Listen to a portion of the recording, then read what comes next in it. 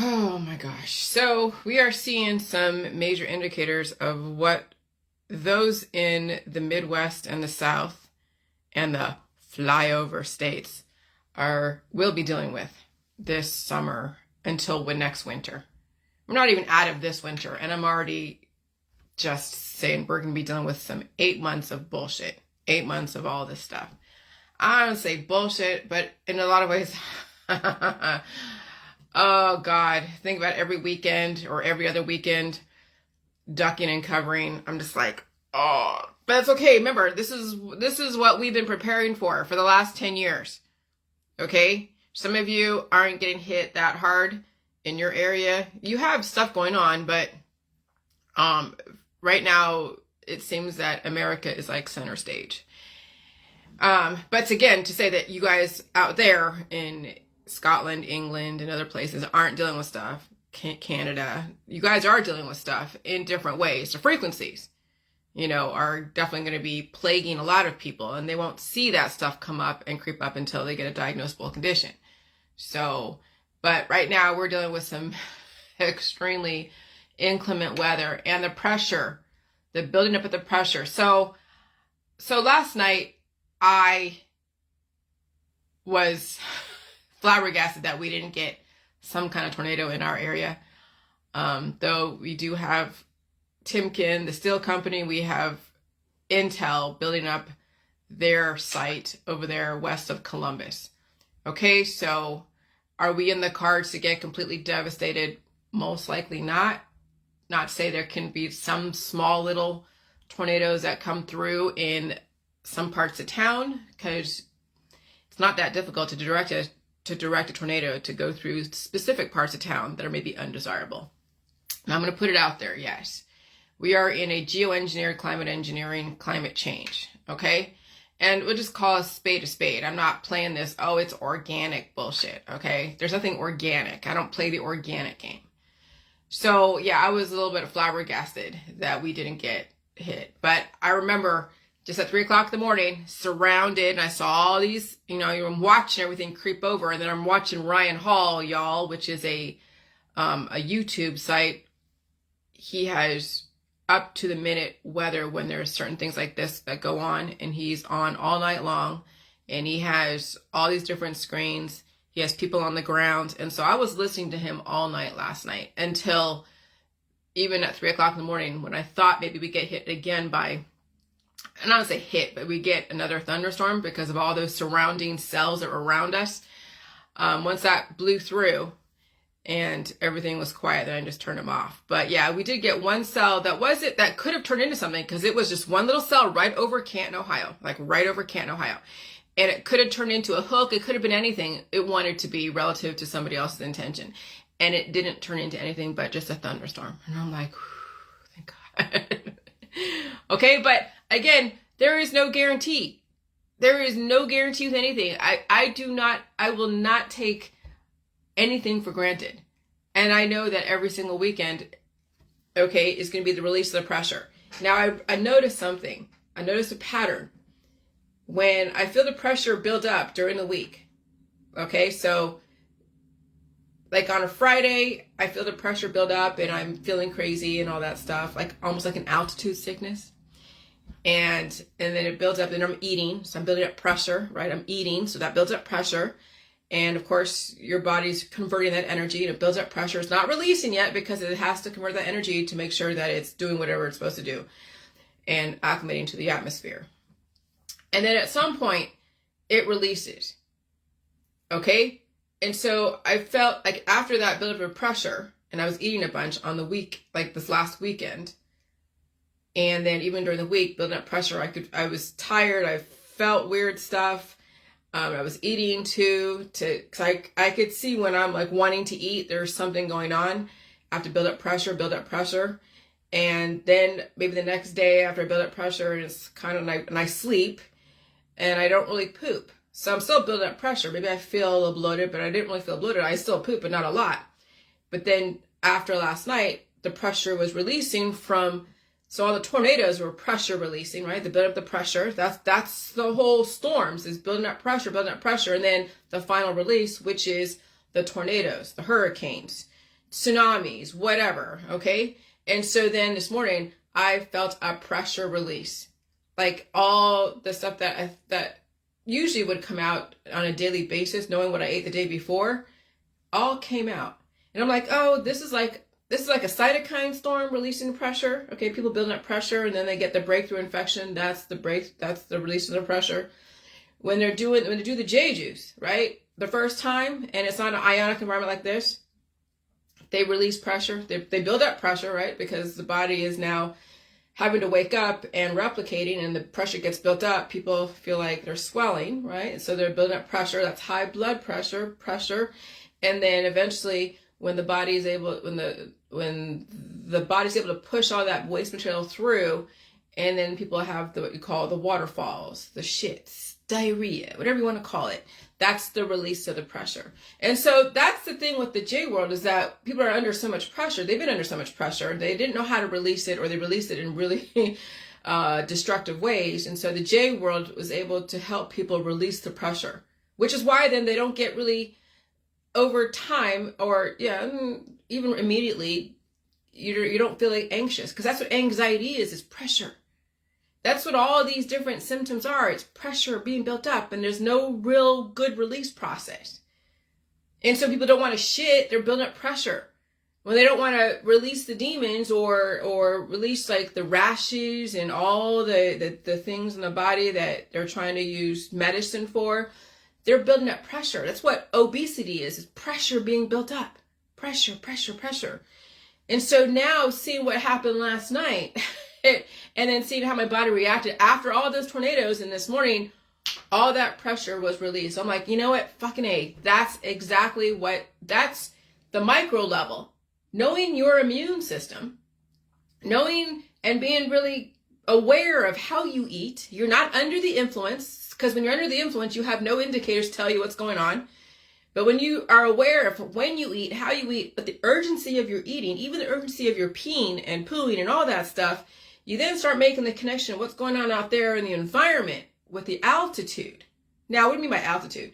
Because again, I've had experiences that people haven't had, like climbing Mount Whitney, okay, which is the highest peak in California. And that's when I went to the top, like as I was doing the switchbacks up the top, I was having headaches. I was feeling dizzy. And they warned us that, eventually when you get to the 14,000 feet and whatever it is, you will feel the altitude sickness. You will feel crazy. You will feel sick and tired and fatigued. And that's exactly what I felt when I was going up Mount Whitney, up to the point where, you would feel the pressure, because the oxygen is thinner up there. When the oxygen is thin, your blood builds up pressure and it messes with everything, your 5 senses. And so we know we're in CERN, Wi-Fi, okay, whatever, Wi-Fi, HARP, and we know that the ionosphere is being heated up for frequency experimentation. Let's just call it what it is, And we're also seeing the outcome of the heating up of the atmosphere, the pressure building during the week, and then on the weekends, whoosh. And it's like you're seeing a pattern that every weekend everyone's now scrounging around trying to figure out how they're going to survive the next pressure building and the pressure release. Okay, and so that's basically the J world, is that we're releasing the pressure. Now you have to be able to survive the pressure release in your environment, in the world that you live in, and you're not in control of the weather. You're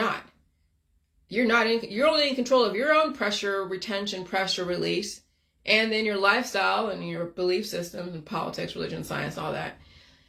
And and you're going to have to be able to navigate the things that are out of your control and still be able to survive.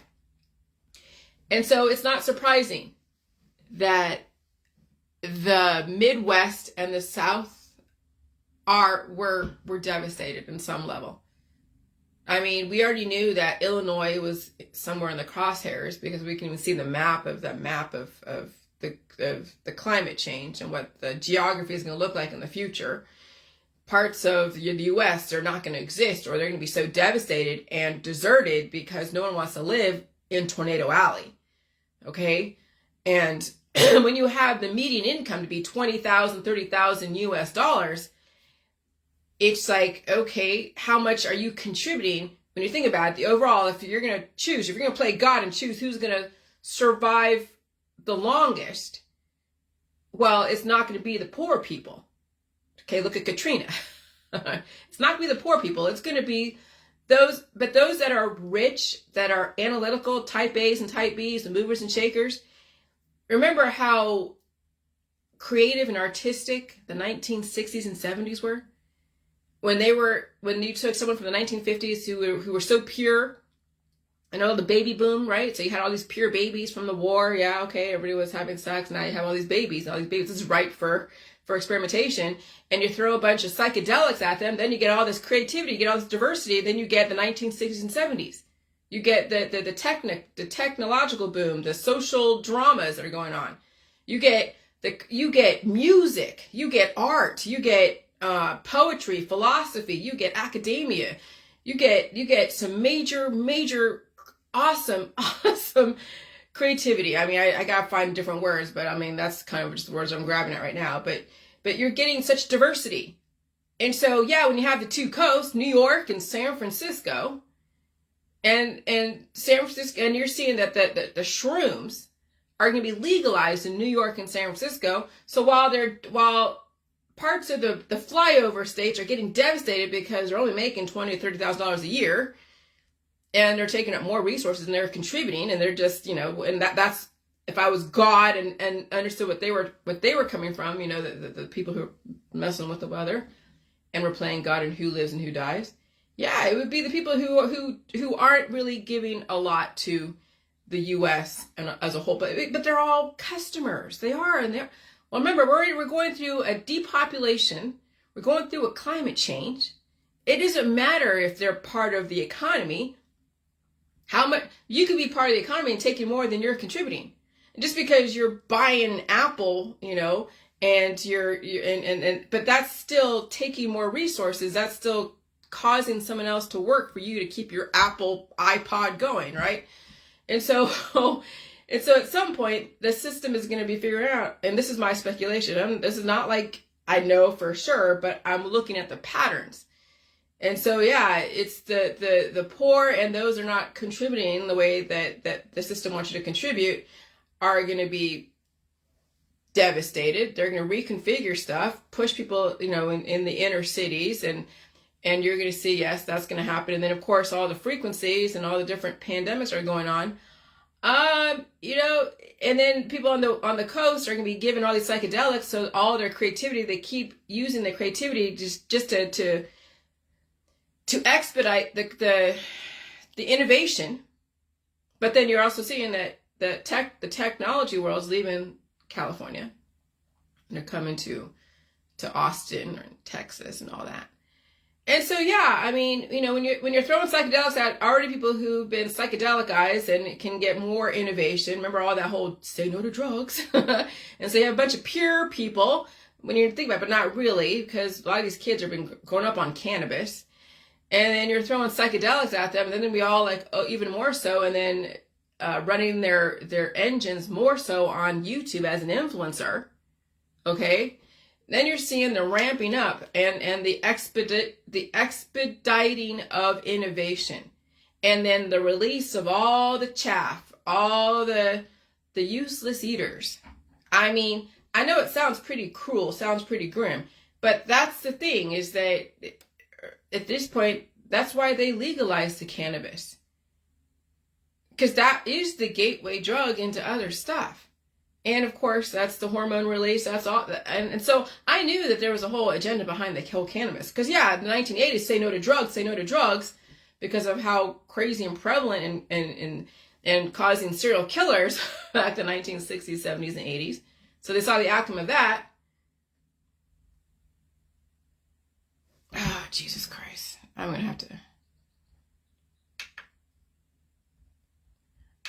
going to get rid of this troll.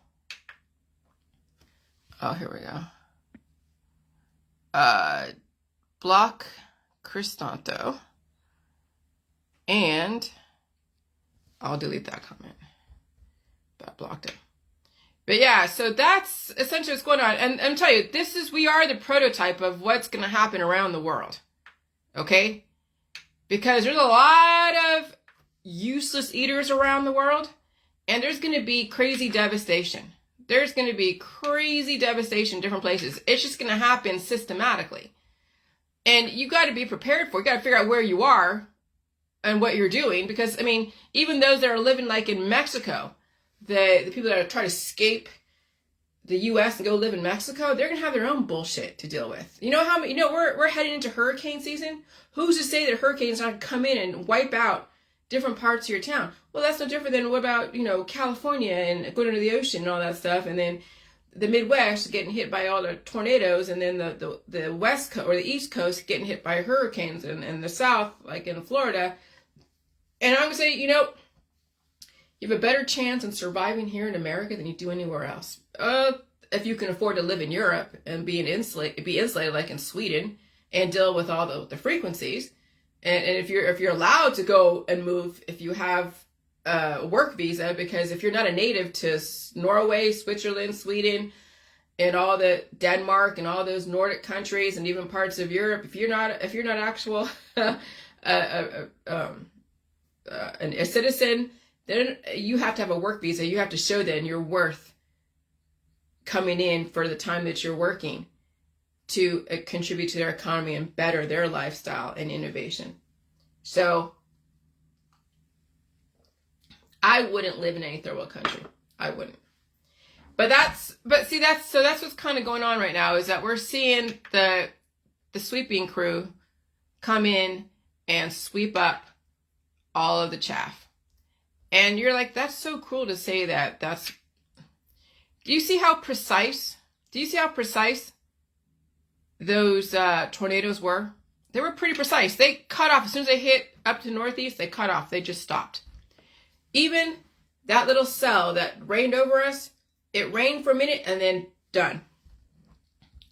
Okay, so I could feel. So when you are not under the influence, you could feel the pressure building up. You could feel your heart beat faster. You could feel your blood pressure beat. You could feel it. You can feel your blood pressure rising. But I'm not the kind of person that goes and takes blood pressure medicine, because I've conditioned myself to deal with the frequency changes. I just feed the energy. Because when your blood pressure rises, it uses more energy, uses substance, because it needs substance to do that. And then if you are deficient, if you don't have enough substance on you and you're having that high blood pressure, then you could have, you can say cardiac arrest, or you'd have vital organ shutdown because there's not enough substance to back up that pressure. That's why people die from heart attacks and strokes, because they don't have enough substance behind them, and they don't have enough electrolytes to push all the stuff through. Okay, because when you're at low blood pressure and things are kind of relatively stable, and you have a lot of crap in your system, and then your blood pressure shoots up because of an ionic energy, or you ate some salt and you weren't expecting to feel something, then you're going to see the body try to push stuff through, and that stuff will gather or coagulate. And if it's not allowed to dissipate or break apart, and it's like coagulating, that's why people don't survive necessarily heart attacks and strokes. But some do, because the body's able to push it through, but they felt an energetic event because their body needed that extra oomph to push something that was stuck through. And people get scared. Well, you should be, because you haven't conditioned yourself to deal with the frequency changes, the ionic energy. That, yes, your ionic channels need to be open and be able to push things through, so they're not just sitting there being a sitting duck waiting for a major energy conversion that you can't control or can't handle. And so that's why we have people who are not surviving this climate change, because they're basically sitting ducks. They have atrophied all of their arteries and capillaries and even their alimentary canal. And so then they don't like feeling the pressure, or there's so much high pressure, so much pressure going on, and they're not retaining the substance, and they're working themselves to death, energizing themselves to death. Okay? So Building up pressure during the week, release on the weekend, right? And that's what people do even before climate change. They would work during the week and build up all the pressure, and then they go and party on the weekend. They go either drink and smoke and do drugs, whatever, go to dance parties, go get wasted over here, same thing. That's their pressure release. That's how we've been trained, is that we build up the pressure during the week when we're working, build up pressure 5 days a week, and then whoosh, have that release on the weekends. And so it's not that different than what's going on, what we did before. Okay, it's the same today. And so you're going to see that when people are away from their jobs and are at home, that's when the pressure is released. And that's when a lot of the crap happens, right? People are at work, you're keeping the economy going. And you're building up pressure. Kids are going to school, mom and dad are going to work, everything is going smoothly, and then on the weekend all hell breaks loose. And that's so uniform in all things. It's pretty crazy. And so remember I said, be on high alert. I can feel the weather ramping up. I feel it in my heart. I also feel it in my blood pressure. Extreme fluctuations in the temperature. And then I talk about poop and pressure, because Jesus Christ, what are all these people? Would you stop with these hearts and shit? I don't even know you people. Like, seriously? Oh, Jesus. Okay. Yeah, so when things heat up during the week, the release is on the weekends. All right. So when I talk about poop and pressure, how that you're building up pressure when you're feeling the environment ramp up and you're eating more because your heart's beating faster. You're eating more to back up that energy. And so then your colon gets full of stuff, which is good. And then eventually when it finally converts the energy the way it's supposed to, then you release that pressure. And I'm not saying you're doing J juice, okay? And I'm not saying you're doing anything else. Is at some point, because sometimes you could be trying to do poop one day and it doesn't all come out and just a little bit comes out, but not a lot. It almost feels like it's being cured because it's harder packed. But then you're like, okay, well, I'm not going to force anything else out. Just leave it the way it is. And then the next day, and then the atmosphere is releasing pressure. So do you as a human. You release the pressure. But it's not like diarrhea. I don't get diarrhea unless I get a bug or something in me that the body wants to release. No, it's just all that you could feel. What happens is that at night, my nose gets full and I'm blowing my nose, I'm blowing my nose, I'm blowing my nose. And it's pushing everything through the alimentary canal. And I make sure I help everything come out, and it does. And it comes out like a whoosh. And it's pretty awesome. It's like, wow. Okay. And that's what went on last night with all the tornadoes. 50 freaking tornadoes. It's insane. It was like insane. And so climate change is like altitude sickness.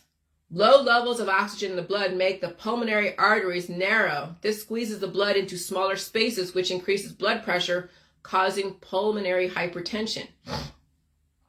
And so does ion concentration affect blood pressure? Now remember, we're in a CERN Wi-Fi HARP sequence, okay? So does ion concentration affect blood pressure? When you have particles accelerating, those ions are increasing the pressure on all of the biodiversity. And so many genetic, pathophysiological, and pharmacological studies provide evidence that ion channels function is an important determinant of blood pressure levels.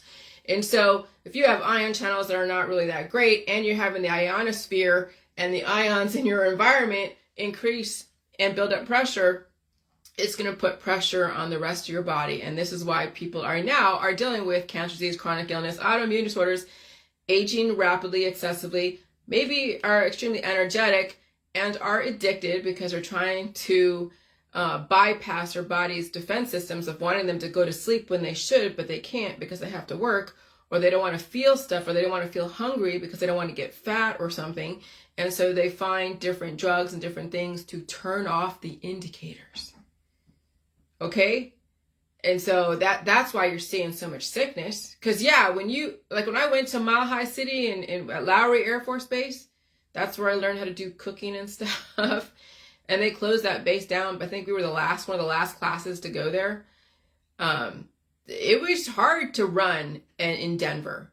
It was hard to run around the track and do your PT because you'd be out of breath like that. You'd be out of breath. You'd be tired. I mean, it was difficult to acclimate to a mile-high city like that. But the air is thinner over there in Colorado. Well, that's no different than when we're going through this pressure change, this barometric pressure change. It's going to make you feel like you went to Mile High City, you have altitude sickness. Okay, so you got to look at what climate engineering is. It's changing the pressure in your environment, and it's going to fuck with you. And it turns into diagnosable conditions because people are releasing their particles and catching each other's viruses, which is basically your proteins. You have to adapt to your friends and family. Anyone that you're around, you have to adapt to them. If you're constantly getting triggered by them so much, it's because we're in a highly volatile environment and they're releasing so many demons. Like, I didn't get sick with my dog when she wasn't sick, but when she became sick and I was trying to help her do all the stuff that she should do on her own, I took on her demons and I got sick, and it was aggressive sickness because I wouldn't normally be exposed to some of the things that I was exposed to when she was passing away. And so that's what's going on now. You could be around people that you wouldn't know what they had within their body until the environment causes the instability and they're coughing out stuff that would normally stay inside. Now you catch it and it's something that's so foreign to you. This is what causes also a lot of the exotic diseases, because people haven't adapted to something that they never were exposed to. Okay? And so, yeah, they're gonna call it COVID-19 because it is a frequency change that's causing then different algorithms, causing instability, immunologically and climatologically. All right? Because it is a point of reference. COVID-19 is a point of reference. That's all it is. It's a point of reference.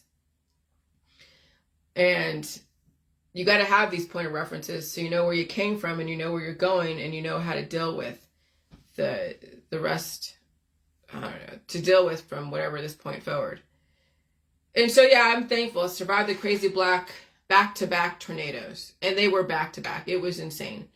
Every single time I was listening to Ryan Hall, y'all, I think he's from the South, but you would hear every couple of minutes, tornado warning, or first a tornado watch, then tornado warning.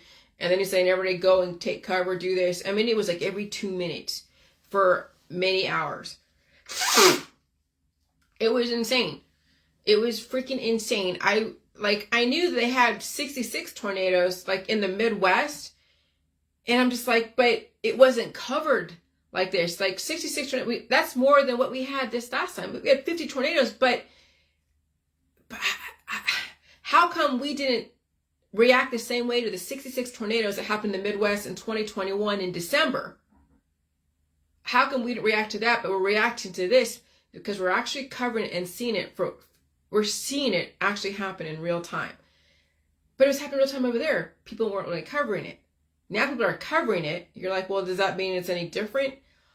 Oh, but now it's more prevalent. December 2021, 66 tornadoes was 2021. Where were we in? 2023? And we're seeing the ramp up of it almost every weekend. Something going on every weekend.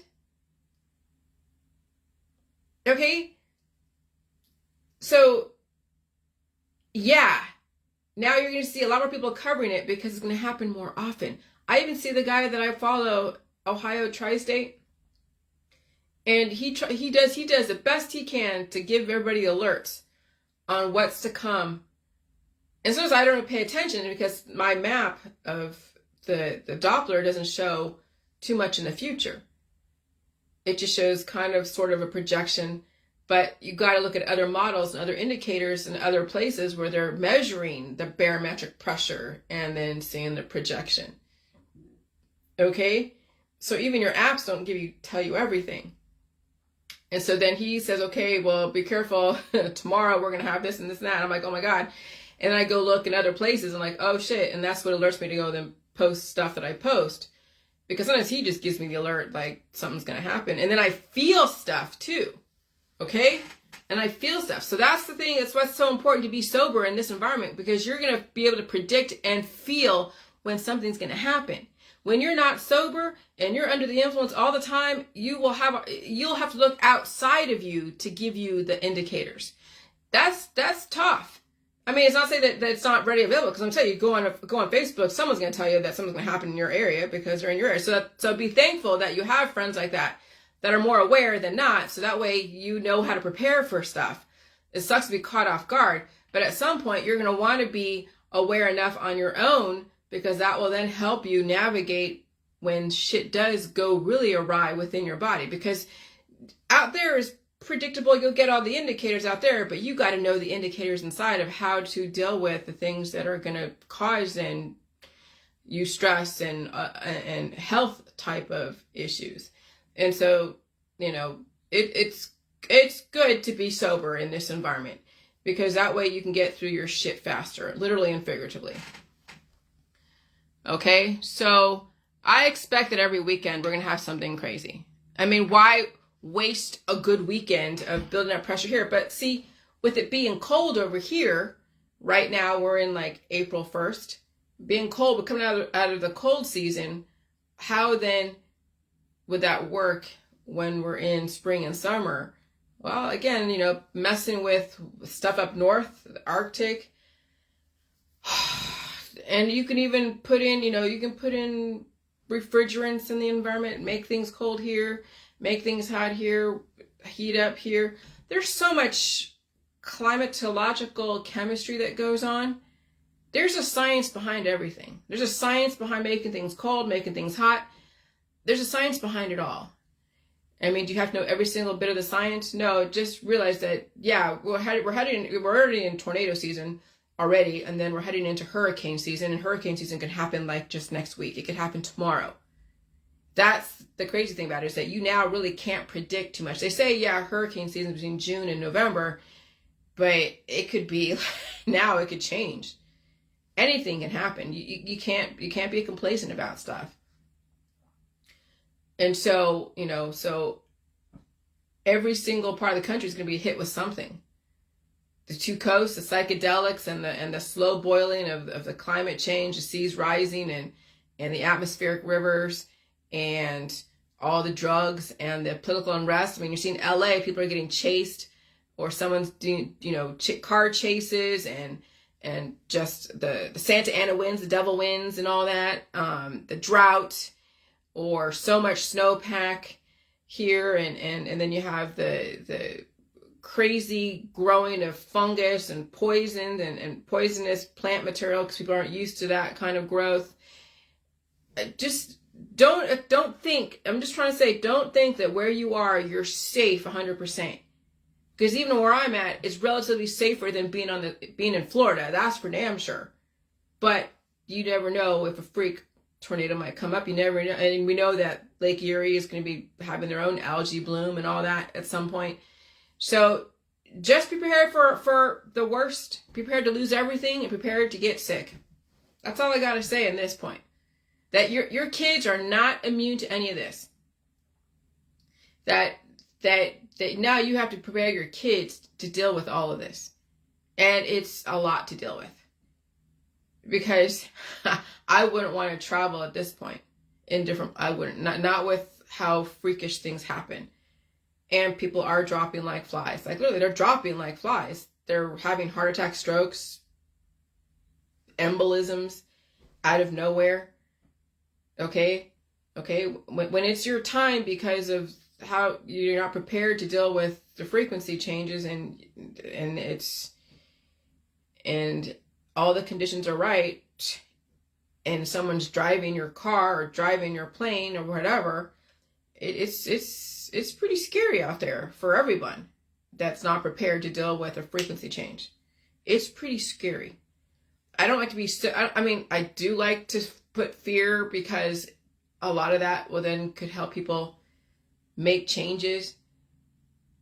But I can't convert people. I'm not trying to make people wrong, but you got to understand the severity of what's going on. And it's like a fear porn on some level, but it's a fear porn that is backed up by a potential way to mitigate something that could be catastrophic.